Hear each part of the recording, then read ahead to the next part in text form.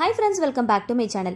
வீட்டில் ஒரு தூசி கூட இல்லாமல் க்ளீனாக வச்சுக்க ஹேங்கரை யூஸ் பண்ணி பாருங்கள்.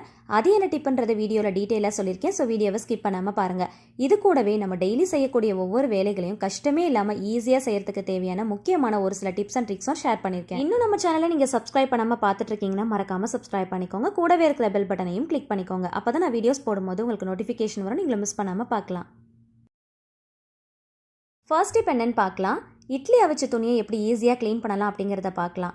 இட்லி அவிச்சதுக்கப்புறமா அந்த துணியை அப்படியே போட்டுட்டோம் அப்படின்னா காஞ்சி போன மாதிரி ஆகிடும். ஒரு கிளாஸில் கொஞ்சமாக தண்ணி ஊற்றிட்டு அதில் அந்த துணியை போட்டு வச்சிட்டிங்க அப்படின்னா எப்பயுமே ஈரப்பதத்தோடு இருக்கும். க்ளீன் பண்ணுறதும் ரொம்ப ஈஸியாக இருக்கும். கிளாஸ் வச்சு லைட்டாக தேய்ச்சி விட்டாலே போதும், அதில் ஒட்டி இருக்கிற இட்லி எல்லாமே வந்துடும். அதுக்கப்புறம் நமக்கு வாஷ் பண்ணுறதும் ரொம்ப ஈஸியாக இருக்கும். அப்படியே போட்டுட்டோம் அப்படின்னா ரொம்ப காஞ்சி போன மாதிரி ஆகிடும். ஸோ அந்த மாதிரி பண்ணாமல் இந்த ஒரு சின்ன டிப்பை ஃபாலோ பண்ணிக்கோங்க.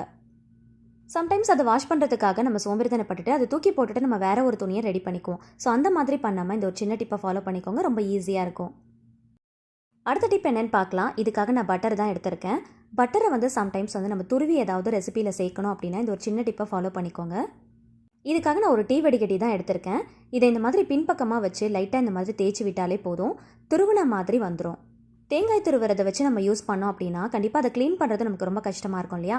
ஸோ இதை வச்சு இந்த மாதிரி துருவி பாருங்கள், இதுக்கு க்ளீன் பண்ணுறதும் நமக்கு ரொம்ப ஈஸியாக இருக்கும். அடுத்த டிப் என்னென்னு பார்க்கலாம். இதுக்காக பட்டர் ஷீட்டு தான் எடுத்திருக்கேன். இது இந்த மாதிரி சின்ன சின்ன பீசஸாக கட் பண்ணி எடுத்துக்கோங்க. இந்த பட்டருக்கு மேலே இந்த பட்டர் பேப்பரை போட்டுட்டு இந்த மாதிரி நைஃப் யூஸ் பண்ணி கட் பண்ணி வச்சுக்கோங்க. நம்ம ரொம்ப அவசரமாக சமைச்சிட்டு இருக்கும் போது மார்னிங் டைமில் அதை எடுத்து கட் பண்ணிட்டு இருக்கிறதுக்கு பதிலாக இந்த மாதிரி நம்ம கட் பண்ணி வச்சிட்டோம் அப்படின்னா எடுக்கிறதுக்கு ரொம்ப ஈஸியாக இருக்கும். இந்த மாதிரி பட்டர் பேப்பர் வச்சு கட் பண்ணும்போது கட் பண்ணுறது ரொம்ப ஈஸியாக இருக்கும். ஸோ இது வந்து பார்த்திங்கன்னா நடுவில் கேப் விட்டா மாதிரி இருக்கும். ஸோ நம்ம தேவைப்படும் போது இந்த பட்டர் பேப்பரை அப்படியே எடுத்தோம் அப்படின்னா ஒரு பீசஸாக எடுக்கிறதுக்கு ரொம்ப வசதியாக இருக்கும். ட்ரை பண்ணி பாருங்கள். ஒரு பீசஸையும் எடுக்கும் போது இந்த பட்டர் ஷீட்டோடு சேர்த்து எடுத்தீங்க அப்படின்னா எடுக்கிறதுக்கு ரொம்ப ஈஸியாக இருக்கும்.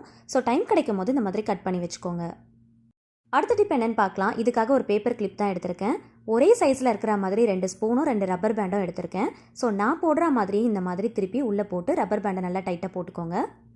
இந்த கிளிப்பில் மாட்டுறதுக்கு ஏற்ற மாதிரியான சைஸில் ஸ்பூனாக பார்த்து எடுத்துக்கோங்க. நல்லா வந்து டைட்டாக போட்டு விட்டுக்கோங்க. ஸோ இதே மாதிரி அந்த பக்கமும் போட்டுருங்க.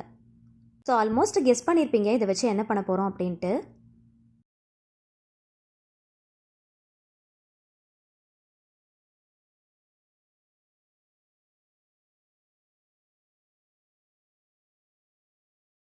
நம்மக்கிட்ட டான்லாம் இல்லை அப்படின்னா சப்பாத்தி பூரி எல்லாம் எடுக்கிறதுக்கோ இல்லை அப்பளம் பொரிக்கிறதுக்கோ இந்த வந்து டான் மாதிரி யூஸ் பண்ணிக்கலாம். ஸோ இது வந்து நல்லா டைட்டாக இருக்கும். ஸோ இந்த மாதிரி ட்ரை பண்ணி பாருங்கள், ரொம்பவே யூஸ்ஃபுல்லாக இருக்கும். அடுத்த டிப் என்னென்னு பார்க்கலாம்.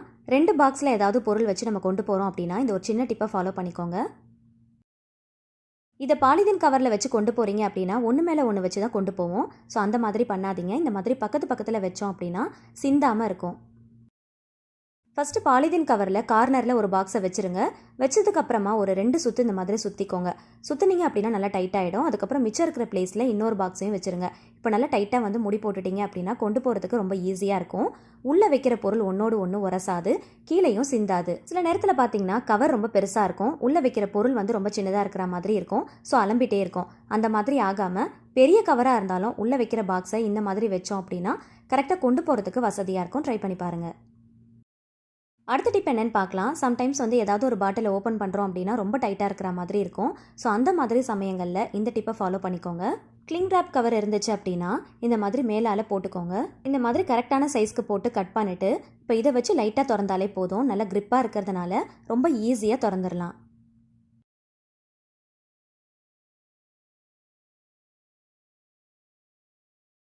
இந்த கவரை தூக்கி போட்டுறாமல் இப்போ மேலே நம்ம கட் பண்ணோம் இல்லையா, அந்த கவரை வந்து உள்ளே போட்டுட்டு நல்லா டைட்டாக மூடிக்கோங்க.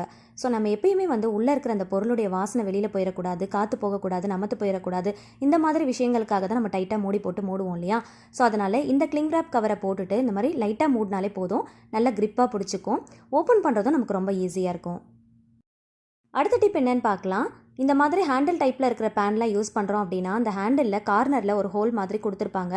நம்ம யூஸ் பண்ணுற ஸ்பூனாக இருக்கட்டும், கரண்டியாக இருக்கட்டும், கீழே வைக்காமல் அந்த ஹேண்டில்லே நம்ம போட்டு விட்டுட்டோம் அப்படின்னா நமக்கு எடுக்கிறதுக்கும் வைக்கிறதுக்கும் ரொம்ப ஈஸியாக இருக்கும். ட்ரை பண்ணி பாருங்கள்.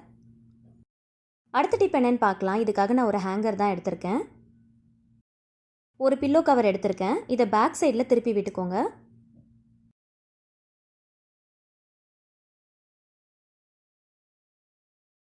இந்த ஹேங்கருக்குள்ளே இந்த பில்லோ கவரை நான் போடுற மாதிரியே போட்டு நல்லா வந்து டைட்டாக சுருட்டி விட்டுக்கோங்க.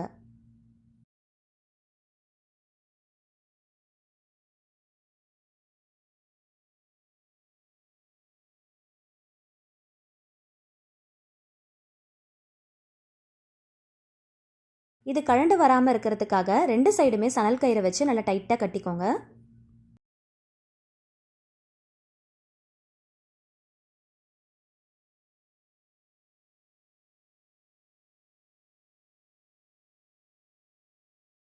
இந்த மாதிரி கட்டுறப்போ கலண்டு வராமல் இருக்கும். நமக்கு தேவையானது ரெடி ஆயிடுச்சு. இப்போ வீட்டில் வந்து மாப் ஸ்டிக்லாம் வச்சுருப்போம் இல்லையா, ஸோ அந்த ஸ்டிக்கை மட்டும் எடுத்துக்கோங்க. அதோடைய பேக் சைடில் பார்த்தீங்கன்னா இந்த மாதிரி ஹூக் டைப்பில் இருக்கும்.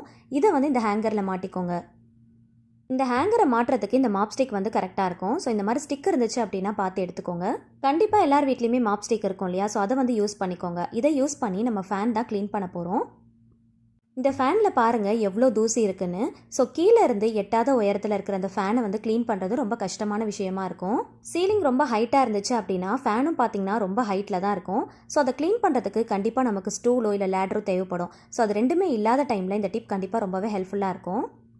நம்ம நிற்கிற இடத்துல இருந்தே ஈஸியாக க்ளீன் பண்ணுறதுக்கு எவ்வளோ ஹைட்டில் இருந்தாலும் இந்த மாதிரி டிப்பை ஃபாலோ பண்ணி க்ளீன் பண்ணி பாருங்கள். ரொம்ப ஈஸியாக க்ளீன் பண்ணிடலாம். இந்த ஹேங்கரை அந்த ஃபேனில் மாட்டி க்ளீன் பண்ணுறது ரொம்ப ஈஸியாக இருக்கும். இப்போ நான் உங்களுக்கு மாட்டி காட்டியிருக்கேன், நீங்கள் வீடியோவில் பார்த்தாலே தெரியும்.